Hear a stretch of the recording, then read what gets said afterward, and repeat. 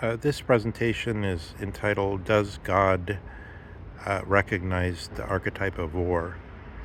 So let's do a little sort of dark retconning of the recent Ukraine situation through um, looking at 19th century um, accounts of the the Russian character. According to Lord Kurtzon, his book that came out in, I think, 1898 on Russia, where he's especially dealing with Russia's treatment with their Asian neighbors. Um, so let's superimpose over that. Let's begin with the superimposition of Samuel Moyn. If you look at his videos on humane war, and one of them is titled something like "Why is America Involved in Perpetual Wars in All Places?" On the Intelligence Squared interview, especially, he's made this. I recommend listening to any of those and superimposing the questions raised there over these questions.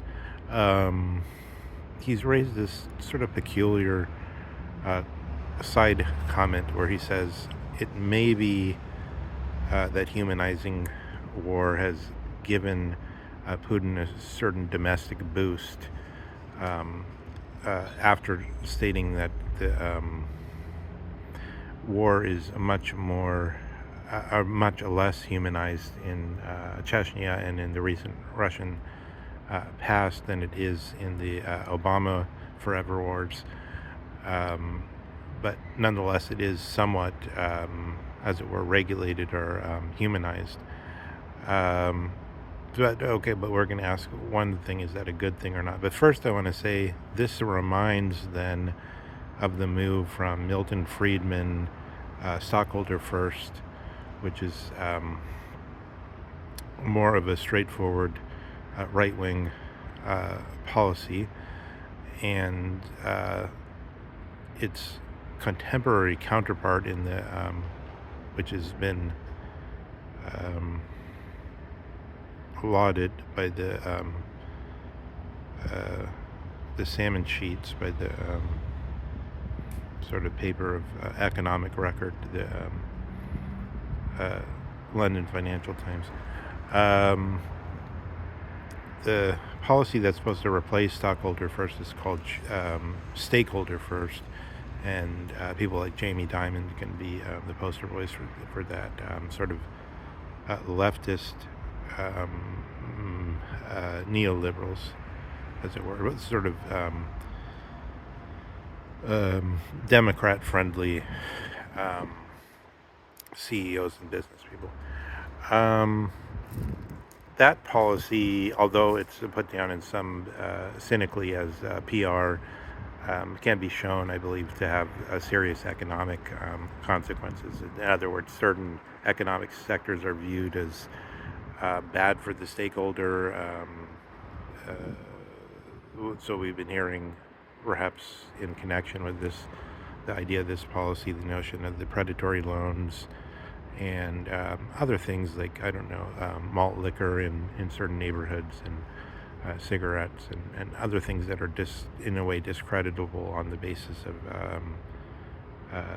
stakeholder first, meaning the consideration of the general community rather than only the consideration of the stockholder in the company. So that reminds of that a little bit. So the consideration of the making war more humane rather than simple warfare. But let's look at this statements. So Curzon begins his statement with, I have narrated or revived these incidents because, repellent though they may be to 19th century notions and discreditable to the Russian character, they do not stand alone in the history of Russia. And he gives a footnote giving reference to other massacres that occurred around the time of the American Civil War. And then we have I want to read a longer statement that continues on that idea. A greater contrast. Sorry, let me see. Okay, so we have this statement from Mikhail, the great battle general Mikhail Skobel, Skob, Skobelevsky. Skobelevsky. Um, sorry, Skobelev. Sorry, the great battle general Mikhail Skobelev, who took part in these campaigns on the Eurasian frontier in the 1870s or so, and he's come out with his principle of warfare, and says that in Asia, the duration of peace is in direct proportion to the slaughter you inflict on the enemy. The harder you hit them, the longer they will be quiet afterwards. My system is this: to strike hard and keep on hitting till resistance is completely over, then once at once to form ranks, cease slaughter, and to be kind and humane to the prostrate enemy. So Lord Curzon, former governor of India under the Raj, has commented this way, saying, "A greater contrast than that principle just stated by the Russian general, can scarcely be imagined to the British method, which is to strike gingerly a series of taps, rather than a downright blow, rigidly to prohibit all pillage and slaughter, and to abstain not less wholly from subsequent fraternization," by which I assume he means rape and rapine, of letting loose the soldiers on the population. But there can be no doubt that the Russian tactics, however deficient they may be from the moral, are exceedingly effective from the practical point of view, and that an Oriental people in particular, on whose memory has been stamped to the point of some such terrible disaster, are disposed to recognize in the heavy hand of the conqueror the all-powerful will of God, and to pass at once from furious antagonism to peaceful and even friendly submission. So we see that the Russians have had historically a different way of waging war. I would say, just taking this simply as a matter of style, one can also apply this to the Soviet Union, and to the general sense that the Soviet Union applied certain very harsh tactics to those who went against the program. So they weren't a liberal state. But the point being, Aristotle says power is good so far as it's used in a good way. So, for instance, there was no homelessness in the Soviet Union at the end of the Soviet Union, when Yeltsin took over and became the first oligarch under the liberal advisors, in the presence of the liberal advisors that came and told him how to dissolve the Soviet Union and do the so-called shock therapy and so on. Immediately we have an oligarch take over. Immediately we have corruption. Immediately we have one of the most horrible episodes ever witnessed by human beings in the 90s in Russia. And this was all under the supposed more humane power, the Western power. So I think if we could superimpose over this little statement of the principle of wars of the General Mikhail Skolbakov, many larger things, such as different versions of human rights, such as the question of whether, if you have a leader you have let's say a principle which is good, some kind of just principle of order in government, whether it's not such a bad thing that you ruthlessly suppress the imbeciles who are against it, and then once they're suppressed, do good things. So it seems to me we can survey um, a lot of recent history under this notion of a double look here. Now, the question of the archetypes and the does God have the archetype of war in his mind? Well, if war were no longer necessary, as Schmidt has said, could come to pass, then we would have to retrospectively say any principle regarding waging war is bad because war itself is bad. And then we would go immediately to these questions like Thomas Nagel or Dworkin or whoever you like in the American law schools today. The main question they ask is basically this question between the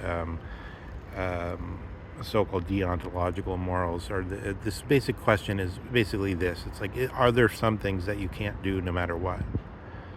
No matter what the outcome is? Or is there nothing you can't do no matter what? If your only goal is to be the most practical in carrying out war, then the Russian methods are better for the certain situations, and this is admitted by the intelligent Westerners. So then what's the point? I mean, so then we get into a lot of questions about, whether certain acts are simply to be forbidden under any circumstances. Well, maybe war is supposed to be forbidden under any circumstances, but we have a long notion of a theory of just war and so on and so forth. I wanted to originally bring in and analogize or superimpose this over Russell's question of Russell has said, thinking of the Christian doctrine, if something is false, it cannot be practical. Something false cannot be practical.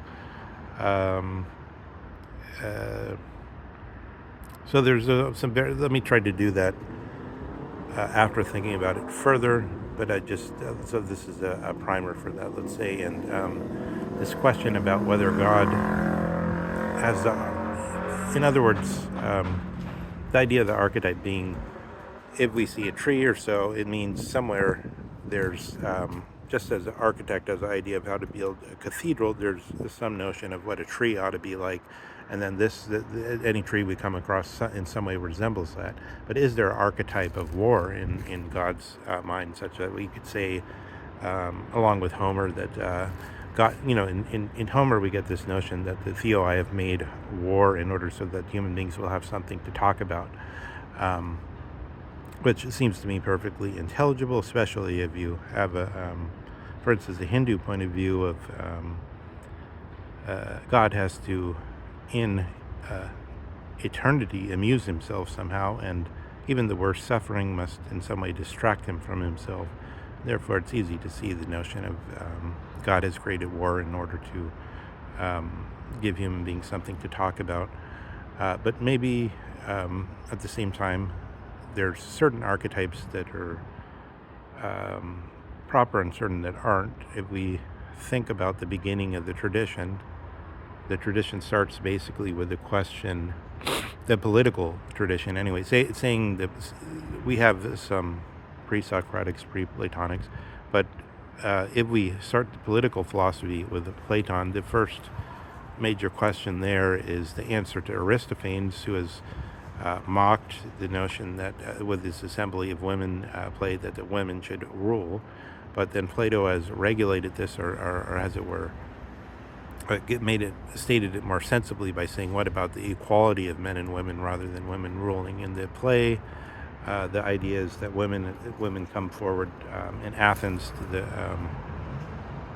law courts, and they say, we manage the households better than you men are managing Athens as a whole, so therefore we should rule. And Aristophanes really wants to mock this and say, look at how you Athenians are going too far with everything, always constantly finding everything insufficient and wanting to change everything. And Plato comes in and says, well, maybe that is too far, but what if we sort of mitigate it and go halfway and just say equality of the sexes, which is what he states in the Politeia, right?